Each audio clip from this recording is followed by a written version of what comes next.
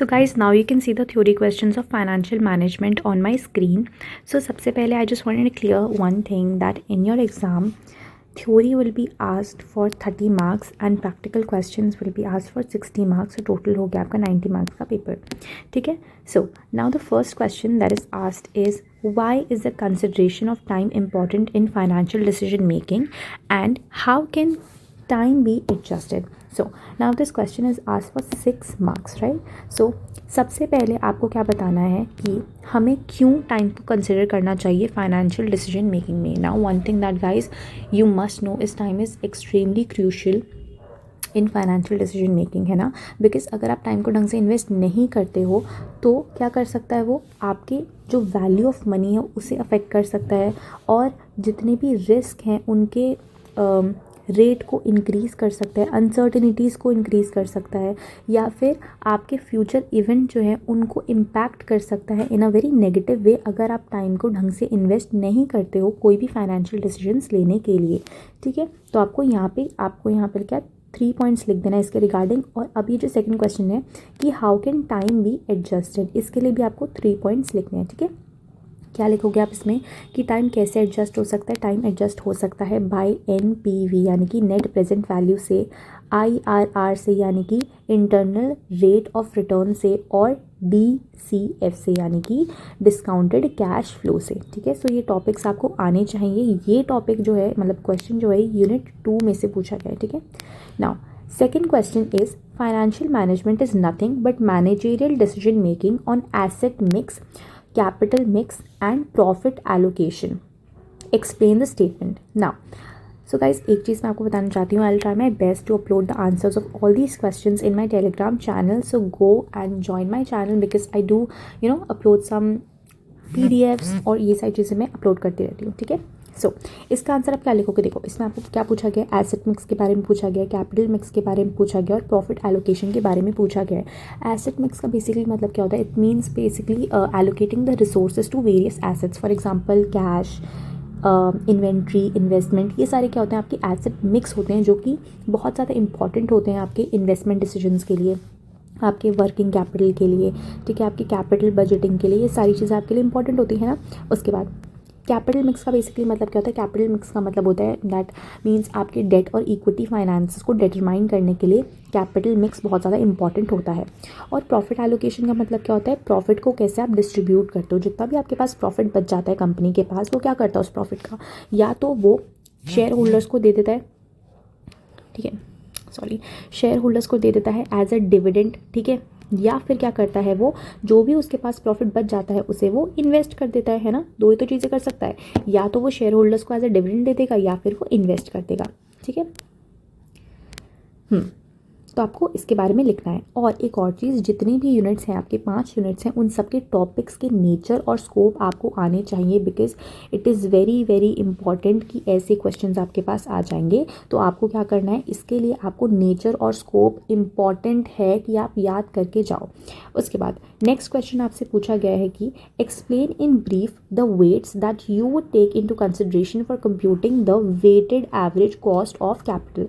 यानी कि weighted average cost of capital का यहाँ पे क्वेश्चन पूछा गया है. यहाँ पे आपको ब्रीफली एक्सप्लेन करना है कि ये क्या होता है और उसके बाद क्या क्या हमें कंसिडरेशंस लेनी चाहिए इसके रिगार्डिंग वो आपको इसमें लिखनी है. उसके बाद सेकंड क्वेश्चन आपसे पूछा गया है तो आप यहाँ पे 3 पॉइंट्स लिखोगे क्योंकि टोटल 6 मार्क्स का है ना. उसके बाद नेक्स्ट क्वेश्चन है, why are the market value weights considered superior to the book value weights. Basically आपको इसमें क्या करना है, आपके पास जो ये मार्केट वैल्यू वेट्स हैं और बुक वैल्यू वेट्स हैं इनके बीच में डिफरेंस आपको बताना है. जब भी कुछ आएगा सुपीरियर टू, इसका मतलब आपको उनके बीच का डिफरेंस बताना है. तो 3-3 पॉइंट्स ईच आप बता दोगे तो आपका पूरा आंसर कंप्लीट हो जाएगा. ठीक है, इसमें आप क्या क्या चीज़ें लिख सकते हो वो मैं आपको टेलीग्राम में बता दूंगी. ठीक है, उसके बाद मैं बस आपको बता रही हूँ कि किस टाइप के क्वेश्चंस आते हैं और इट इज़ वेरी इंपॉर्टेंट कि आप डिफरेंशिएशंस करो, नेचर स्कोप करो. ठीक है, उसके बाद नेक्स्ट क्वेश्चन आपसे पूछा गया, अगेन देखो डिफरेंशिएशन का पूछा गया. डिफरेंशिएशन में क्या पूछा गया, NPV और IRR का डिफरेंशिएट आपको करना है. NPV क्या होता है, NPV basically means net present value जो कि कैलकुलेट करता है आपकी present value of future cash flow. Cash flow का मतलब तो आपको पता ही होगा, कैश फ्लो क्या होता है, basically inflow and outflow of cash. तो उसकी जो आपका फ्यूचर कैश फ्लो है उसके प्रेजेंट वैल्यू आपको कैलकुलेट करने में हेल्प कराता है एनपीवी। और आईआरआर क्या होता है, IRR basically means internal rate of return. ये क्या करता है, ये कैलकुलेट करता है the rate of return of an investment. ठीक है, इन्वेस्ट फॉर एग्जांपल अगर आपने 50,000 आपने इन्वेस्ट किए, ठीक है 50,000 आपने इन्वेस्ट किए, तो आपको कितना रेट ऑफ रिटर्न मिलने वाला है, रेट ऑफ रिटर्न कितना मिलने वाला है वो कैलकुलेट करता है आपका आईआरआर। ठीक है, इसके बारे में आप 3 पॉइंट्स ईच लिख दोगे तो आपका कंप्लीट हो जाएगा। सेकेंड पार्ट भी आपका 3 मार्क्स का होगा, क्योंकि टोटल जो एक क्वेश्चन होता है थ्योरी का वो 6 मार्क्स का होता है। ठीक है, सेकंड क्वेश्चन पूछा गया, which of these two methods will you prefer when they are giving different ranking of investment proposals. तो आपको इसके बारे में आपको बताना है कि कौन सा बेहतर होता है कौन सा नहीं होता है। ठीक है, तो आप इसमें क्या बताओगे कि एनपीवी जो होता है वो जनरली प्रेफर्ड किया जाता है। क्यों, क्योंकि एनपीवी फोकस करता है वैल्यू क्रिएशंस पे और आईआरआर फोकस करता है रेट ऑफ रिटर्न्स पे। ठीक है, बेसिकली इसके ये जितने भी क्वेश्चंस हैं इनके लिए आपको टॉपिक्स ढंग से होना चाहिए। देखो प्रैक्टिकल में तो आप फॉर्मूला से भी काम चला सकते हो, लेकिन थ्योरी के लिए it's very important to basically sift through all the topics and जितने भी आपके चैप्टर्स हैं। नाउ उसके बाद नेक्स्ट क्वेश्चन आपसे जो पूछा गया है वो पूछा गया है कि cash flow approach is considered superior to accounting profit approach. अब यहाँ पे अगेन सुपीरियर आ गया, यानी कि डिफ्रेंसिएशन पूछा जा रहा है कैश फ्लो अप्रोच से और अकाउंटिंग प्रॉफिट अप्रोच के बीच में डिफ्रेंसिएशन पूछा गया है फॉर 6 मार्क्स। ठीक है, तो इसमें आप क्या लिखोगे, बेसिकली इसमें आप लिख सकते हो कि कैश फ्लो क्या होता है। ठीक है, इसमें आप लिखोगे अकाउंटिंग प्रॉफिट अप्रोच क्या होता है, इन दोनों के बारे में आपको लिखना है फॉर 6 मार्क्स। ठीक है, नाउ नेक्स्ट क्वेश्चन आपसे पूछा गया है, What do you understand by stable dividend policy? And second question आपसे पूछा गया explain the significance of stability of dividend. देखो अब स्टेबल डिविडेंड पॉलिसी क्या होता है, बेसिकली जितने भी हमारे शेयर होल्डर्स होते हैं हम उन्हें एज अ डिविडेंड देते हैं। क्यों, क्योंकि शेयर होल्डर्स क्या करते हैं, हमारी कंपनी में पैसे इन्वेस्ट करते हैं और हम क्या करते हैं उन्हीं शेयर होल्डर्स को कुछ रिटर्न देते हैं। ठीक है, उस रिटर्न को हम डिविडेंड कहते हैं।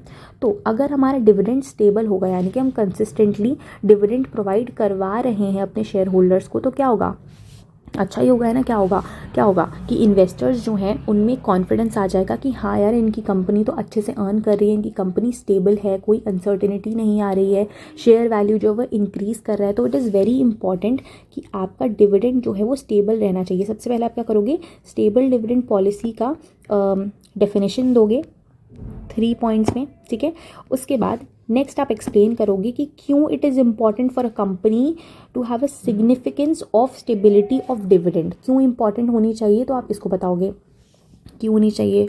मैं आपको इसके पॉइंट्स आपको टेलीग्राम चैनल पे दे दूँगी, वैसे मैं आपको यहाँ पे बताता हूँ क्यों होते हैं, क्योंकि शेयर होल्डर्स की एक्सपेक्टेशंस आपसे ज़्यादा बढ़े। ठीक है, और वो आपके लॉन्ग टर्म इन्वेस्टमेंट्स में आपकी हेल्प भी करें।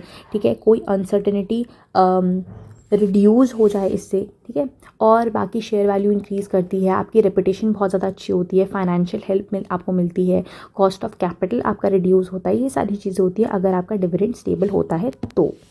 उसके बाद नेक्स्ट आपसे क्वेश्चन, देखो इजी क्वेश्चन पूछे जाते हैं थ्योरी से, ऐसे कोई बहुत ज़्यादा मुश्किल नहीं पूछे जाते, बट इंपॉर्टेंट है कि आपको टॉपिक ढंग से आना चाहिए। The next question, so now in next question you have to tell what are the effects of bonus issue on EPS and market price of share.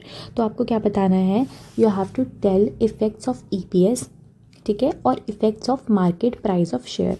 Effects of EPS में क्या बताओगे, ईपीएस का मतलब क्या होता है, अर्निंग पर शेयर। इसमें क्या इफेक्ट करता है बोनस इशू से, कि जैसे जैसे आपके बोनस इशू इंक्रीज होते जाते हैं, बोनस इशू इंक्रीज होते जाते हैं, वैसे ही आपका ईपीएस जो है वो रिड्यूस होता जाता है। इसमें आप ये बताओगे। ठीक है, और मार्केट प्राइस में आप क्या बताओगे कि आपका मार्केट प्राइस जो है वो इंक्रीज़ करेगा जब आपके लिक्विडिटी और इन्वेस्टर्स ज़्यादा बढ़ेंगे, यानी कि इन्वेस्टर्स ज़्यादा होंगे तो मार्केट प्राइस अपने आप बढ़ जाएगा, है ना।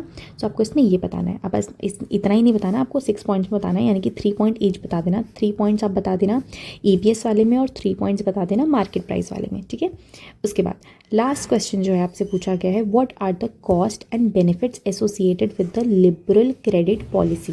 आपको लिबरल क्रेडिट पॉलिसी के बारे में बताना है, इसके बेनिफिट क्या क्या होते हैं। जैसे कि अगर आप लिबरल क्रेडिट पॉलिसी को बेसिकली एसोसिएट करते हो तो क्या होगा आपके साथ, सबसे पहले आपकी जितनी भी सेल्स हैं वो इंक्रीज़ होगी। ठीक है, इंक्रीज़ होने के साथ आपके पास जो मार्केट है आपकी उसमें आपके मार्केट जो करेगी ग्रो करेगी, ठीक है, मार्केट ग्रो करेगी। इसके साथ साथ क्या होगा, आपके कस्टमर्स जो हैं, है ना, कस्टमर्स जो हैं वो भी आपके इंक्रीज़ करेंगे। इंक्रीज़ यानी कि कस्टमर्स जो हैं वो फास्ट होंगे और लॉयल रहेंगे, उनकी रिटेंशन पावर जो होगी वो ज़्यादा होगी कस्टमर्स की, यानी कि आपके पास ज़्यादा वो आएंगे। अगर आप क्रेडिट पॉलिसी देते हो, क्रेडिट पॉलिसी का बेसिकली मतलब होता है उधार पे अगर आप जब सामान देते हो, ठीक है। उसके बाद रेवेन्यू ग्रोथ भी होता है, जितने आपको देखो लिबरल क्रेडिट पॉलिसी का मतलब यही होता है, ठीक है। That's it for the video, guys. If you like this video, then don't forget to like, share and subscribe to my channel. You can take a screenshot over here. These are the 4 questions. And these are the 4 questions, ठीक है। आप इनका screenshot ले सकते हो। बाकी मैं Telegram पे इनके आंसर्स आपको प्रोवाइड करूंगी, कोशिश करूंगी। बाकी आप कमेंट करना कि आपको वीडियो कैसी लगी। बाय।